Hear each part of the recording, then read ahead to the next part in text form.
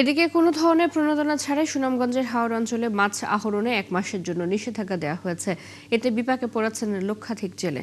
জীবিকার তাগিদে অনেকে বাধ্য হয়েই নিষেধাজ্ঞা উপেক্ষা করে মাছ ধরতে যাচ্ছেন হাওরে। শহীদ নূর আহমেদের তথ্য ছবিতে প্রতিবেদন।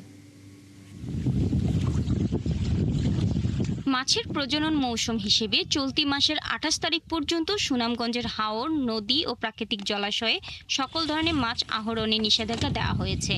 এলাকায় মাইকিং করে চালানো হচ্ছে প্রচার।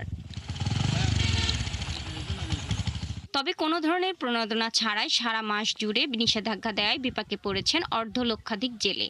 আমরা কিভাবে চলুম? মাছ না মারে তো আমরা জীবিকা চলতো না। সরকার এভাবে আমরা নিষেধ দেয়, একমাত্র আমরা ফ্যাট বান্ধা ফইরা তাহার ছাড়া আর কোনো গতি নাই। জেলেরা জানান, বুড়ো মৌসুমে ফসল হারানোর পর হাওরের মাছ আহরণই তাদের একমাত্র জীবিকার উৎস।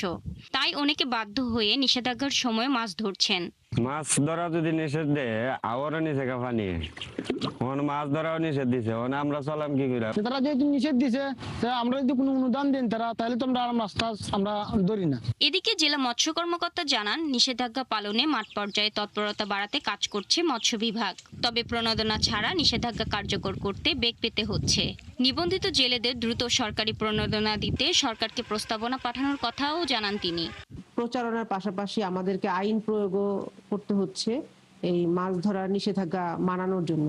জেলেদের প্রণোদনার আওতায় এবছর আনা হয়নি। সুনামগঞ্জ জেলায় ৯০,০০০ নিবন্ধিত সহ পরোক্ষ ও প্রত্যক্ষভাবে মাছ ধরার সঙ্গে সম্পৃক্ত আছেন ১,২০,০০০ জেলে। শাকিলা সিথি, ৭১।